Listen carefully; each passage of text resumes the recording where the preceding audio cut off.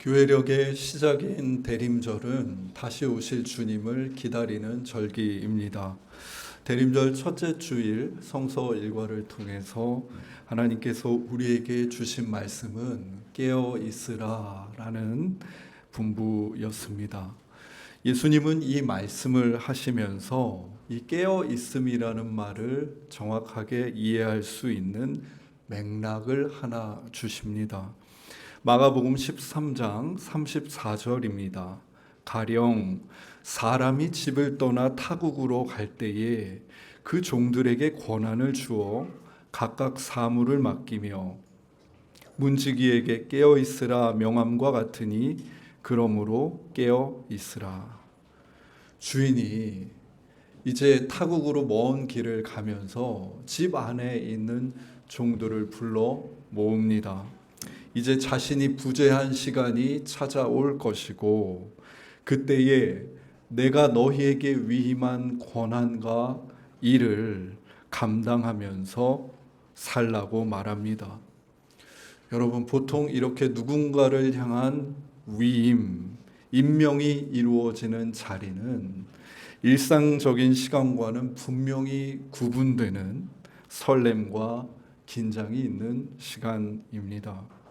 나를 믿고 나에게 어떤 일과 권한을 위임해 주는 주인 앞에서 종들은 마음을 다부지게 먹고서 내가 정말 주인의 말대로 그렇게 살아보리라 결연하게 다짐했습니다.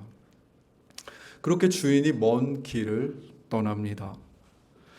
교통과 통신이 발달하지 않았던 시절, 이제 주인의 소식을 알 길이 없습니다. 뿐만 아니라 지금처럼 여행이 안전하거나 보편적이지 않았던 시절이었습니다. 길 위에서 강도를 만나거나 사고가 난다 하여도 소식을 듣거나 대처할 방법이 없었던 때였습니다. 주인이 부재했던 초기에는 그런대로 괜찮았습니다. 종들은 의기투합해서 주인이 맡겨준 그 일들 또 집을 잘 유지해 갑니다. 그러나 시간이 문제였습니다. 한 달이 지나고 두 달이 지나고 1년이 지나도록 주인이 깜깜무소식이었기 때문입니다. 길어지는 주인의 무소식 속에서 종들의 마음에는 극단적인 생각이 불쑥불쑥 올라오기 시작합니다. 주인이 무슨 일을 당한 건 아닐까? 강도나 아니면 그를 싫어하는 이들이 주인을 찾아가 어떤 해를 끼친 것은 아닐까?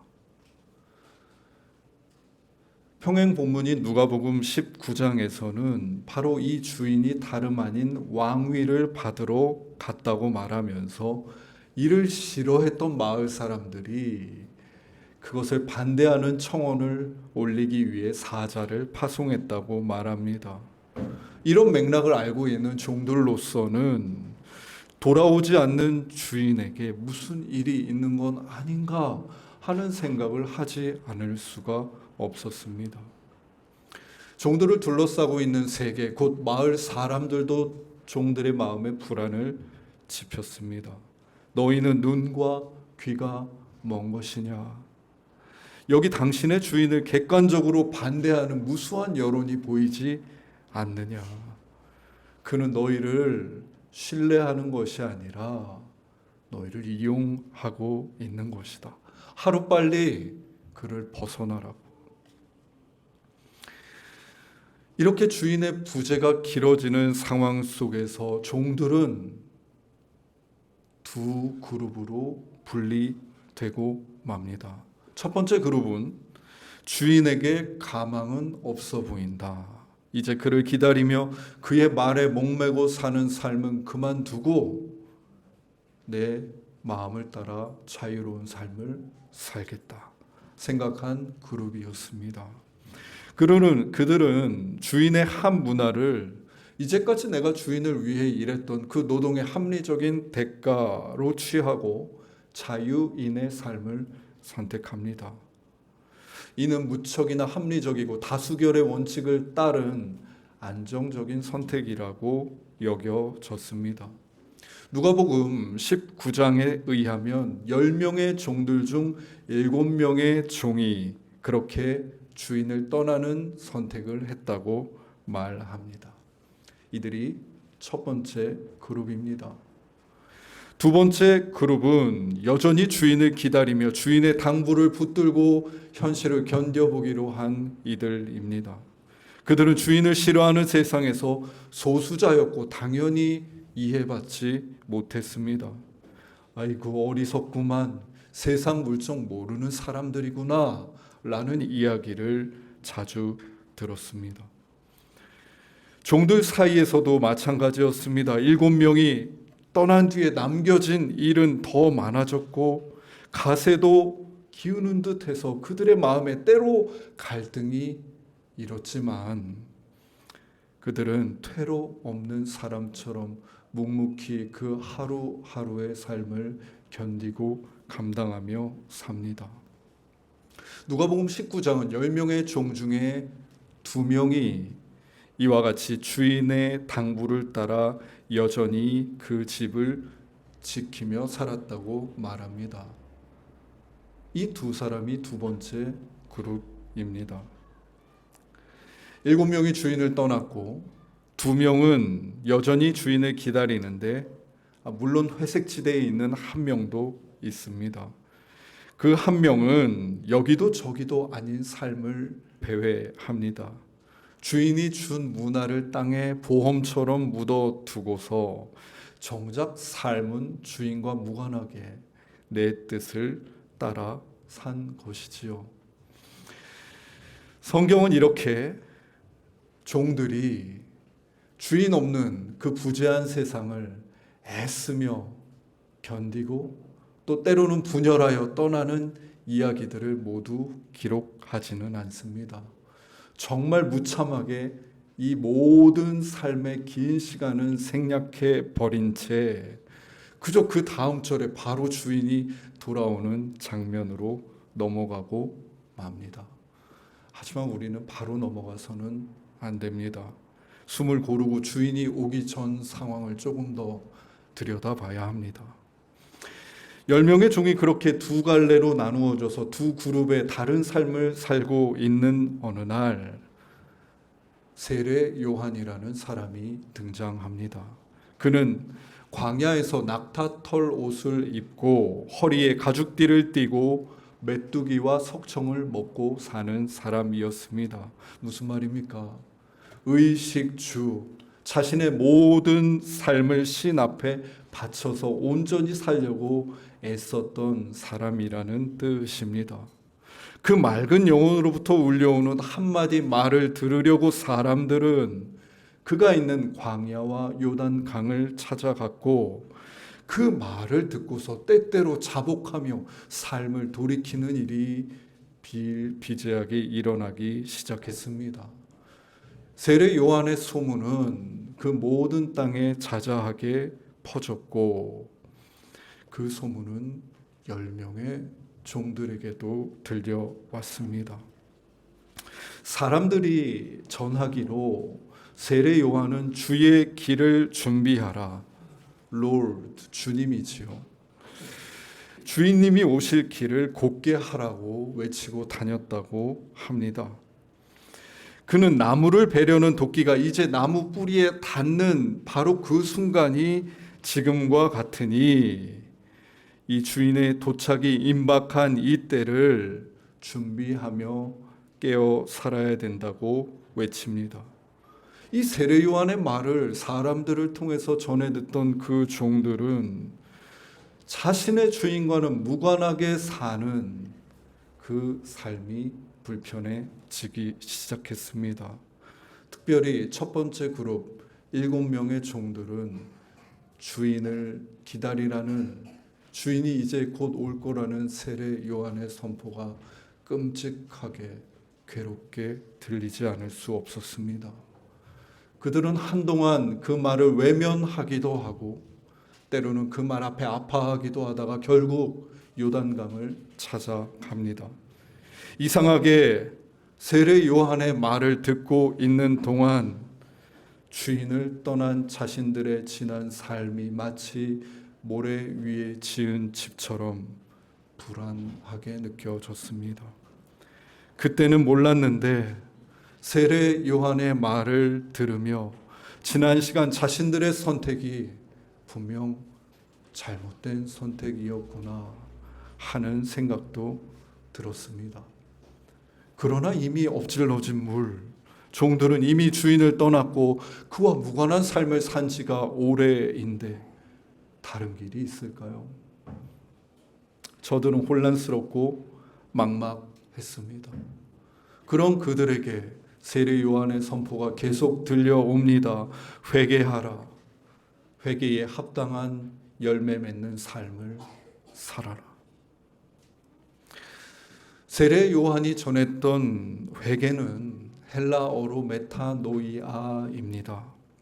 마음을 바꾸다라는 뜻인데 더 정확하게 사전적으로 말씀드리면 더 나중 인식이나 알므로 차후의 삶을 교정하고 수정한다는 뜻을 가지고 있습니다. 요단 강에 와서부터 이미 종들의 마음에는 이 메타노이아의 과정이 시작되고 있었습니다. 그들은 요단강에 오고 세례 요한의 말을 듣고 자신의 삶을 성찰하는 과정 동안에 내 지난날의 선택과 판단이 틀렸었구나 깨닫습니다. 이 깨달음은 개인의 내면에 후회와 아픔 그리고 자책을 수반하기 마련입니다. 내가 왜 그랬지? 그렇게 주인과 무관한 채로 청춘을 다 보내고 말았구나. 그러나 이 메타노이아는 자책에서 끝나지 않는다는 특징이 있습니다. 세례 요한은 괴로워하는 그 종들에게 회개의 세례를 베풀었습니다. 저들을 물에 풍덩 뒤로 누이더니 다시 위로 일으키며 말합니다. 이제 과거의 인식에서 죽고 새로운 깨달음 안에서 하루하루를 살아가십시오. 늦은 시간은 없습니다. 잘못된 것은 바로 잡으면 됩니다. 7명의 종은 요단강에서 그렇게 마음을 돌이키고 용기 내어 다시 주인의 집으로 돌아가기로 합니다. 남아있던 2명의 종에게 자초지종을 모두 설명하고 그 2명의 종이 다시 7명의 종을 받아들이자 저들은 미안하다고 면목이 없다고 염치 없지만 다시 이 집에서의 삶을 살아보겠다고 고백합니다. 저희 집 바로 앞에 카페가 하나 있습니다. 그 카페 이름이 켈브 커피입니다. 어느 날 제가 켈브라는 그 말, CALB라는 표현이 너무 궁금해서 들어가서 그분에게 물었습니다. 이 이름 뜻이 무엇입니까? 그랬더니 그 청년이 의외의 이야기를 들려줍니다. 이 켈브가 사실은 캘리브레이션의 약자라는 겁니다. 캘리브레이션이란 말을 모르실 수도 있는데 이게 사실 전기 전자 용어예요. 기계를 정밀하게 표준에 맞추어서 바로 잡는 과정을 캘리브레이션이라고 합니다. 그 청년은 그 카페에서 당시에는 드립 커피만을 취급하고 있었는데 이 모든 것을 아주 정확한 수치로 맞춰가지고 정밀한 커피 맛을 내고 싶은 마음을 반영해 카페 이름을 지은 것이었습니다. 그러고 보니 기계를 전공하지 않은 저도 캘리브레이션이라는 말을 들어본 적이 있었습니다. 제가 취미로 드론을 종종 날립니다. 그런데 어느 날 드론을 날리려고 날개를 펴고 드론 전원을 켰는데 경고등이 뜨는 겁니다. 지금 비행할 수 없다는 겁니다. 살펴보니 캘리브레이션 오류라는 말이 떠 있었습니다. 제가 여러 번 몇 해 동안 드론을 날리면서 나침판의 역할을 하는 그 기계 안에 콤파스, 그리고 그 기체의 어떤 수평을 잡아주는 부분들이 흐트러진 듯 보였습니다. 저는 그날 그 드론을 날리지 못하고 캘리브레이션을 다시 표준에 맞추는데 종일 시간을 보내야 했습니다. 캘리브레이션이라는 말을 그렇게 배우면서 마음에 한 가지 질문이 들었습니다. 기계도 우리가 사용하면 사용할수록 표준을 벗어나 그 수치가 조금씩 어긋나는데, 사람의 마음도 세월 안에서 그 지향점이 변하거나 틀어지지 않을까? 주인을 떠난 7명의 종들이 첫날 처음부터 주인을 떠나야지 하는 마음을 가졌던 것은 아닙니다. 주인이 돌아오지 않는 세월 속에서, 주인을 미워하는 다수의 사람들 속에서 점차 어느새 주인과 무관한 삶을 살게 된 것입니다. 기독교에는 죄라는 용어가 있습니다. 이 죄는 도덕적으로 옳고 그름을 뜻하는 말이 아닙니다. 죄는 한마디로 표적을 벗어난 상태를 의미합니다. 궁수가 화살을 관역을 향해서 쏩니다. 그런데 바람이나 여타의 개입으로 그 날아가던 화살이 관역을 벗어나 버리고 마는 것입니다. 이렇게 표적을 떠나버린 화살의 상태가 바로 죄입니다. 사람을 죽이고 거짓말을 하고 도둑질을 해야만 죄가 아니라, 나를 지으신 하나님과 무관하게 방향을 잃고 정처 없이 살아가는 삶이 죄인 것입니다. 세례 요한은 하여 모든 사람에게 회개를 요청합니다. 예수님이 이 땅에 오셔서 모든 사람에게 요청하신 것 또한 회개하라 였습니다. 캘리브레이션, 다시 마주하게 된 진리 앞에서 흐트러진 삶을 정밀하게 수정하고, 차후의 삶, 이후의 삶은 관역을 향해 올바른 지향과 방향을 가지고 살아가라는 말입니다. 그렇다면 그리스도인들에게 방향 수정의 표준이 되는 그 중심값은 무엇이겠습니까? 이사야 40장 8절 말씀입니다. 풀은 마르고 꽃은 시드나 우리 하나님의 말씀은 영원히 서리라. 마르고 시들어버릴 영광, 아름다움, 돈과 사물이 아니라 영원히 사라지지 않을 그 말씀을 표준으로 삼고 살라는 이야기입니다. 하나님의 뜻을 알고 싶다면 무작정 눈을 감고 이루어달라고 떼쓸 것이 아닙니다. 당연히 그렇게 해도 알 수 없습니다. 하나님의 뜻을 정말 알고 싶다면 먼저 내 삶에 시들고 말라버릴 풀과 꽃이 무엇인지를 분별해야 하고, 그것들을 합당하게 인식하는 작업이 필요합니다. 우리 교회는 늘 그 과정에, 그 중요한 길목에 바로 침묵이 있다라고 이야기합니다. 요란하고 반짝이며 마음을 흔드는 생각들을 부단히 떠나보내는 그 작업을 통해서 우리는 더 깊은 기도 가운데 하나님 앞에 나아갑니다. 우리가 아침마다 침묵 기도를 연습하는 것은 그저 무상 무념의 상태에 이르고자 함이 아닙니다. 정밀하게 캘리브레이션을 하고자 사라질 것들을 끊임없이 사라지게 하는 과정입니다.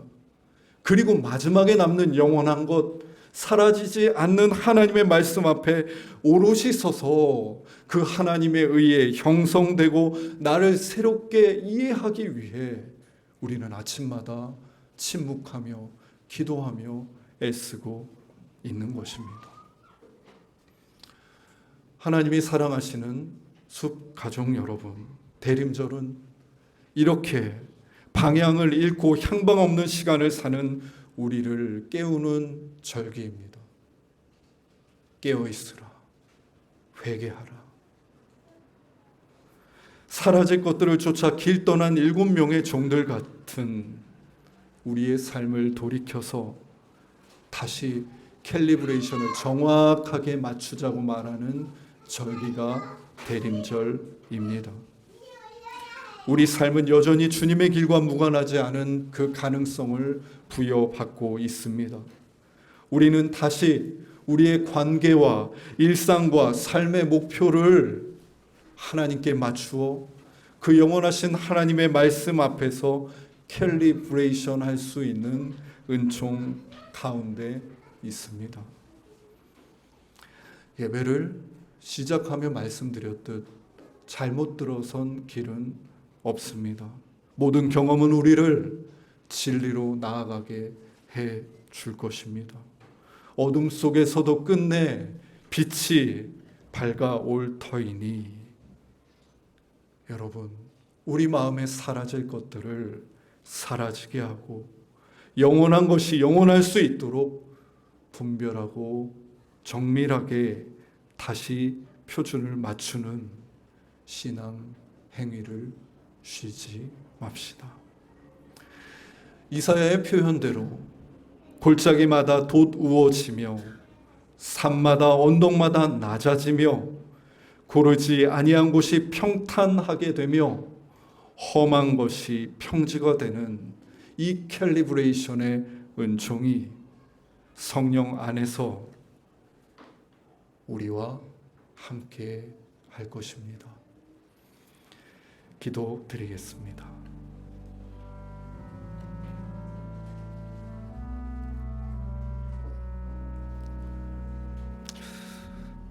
우리가 무슨 큰 죄를 지은 것도 아니고 삶에 큰 문제가 있는 것도 아니어서 하나님, 사실 회개라는 말은 나와 무관한 말이라고 생각하며 살 때가 많았습니다. 하지만 주님, 나라는 인생의 화살은 관역을 향해 날아가고 있는가 곰곰이 돌아봅니다. 여러 조건과 상황 속에 흔들리며 당신을 벗어나 당신과 무관한 방향으로 날아가고 있지는 않은지요. 회개하라는 저 세례 요한의 목소리 앞에 우리 삶을 다시 캘리브레이션 하고자 합니다. 무작정 맹목적으로 감정을 따라 믿는 신앙을 넘어서 영원하신 하나님의 말씀 앞에 내 삶을 맞추어가고 싶습니다.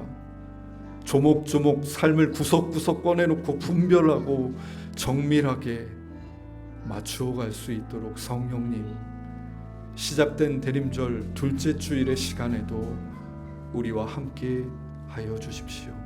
예수님의 이름으로 기도드립니다. 아멘.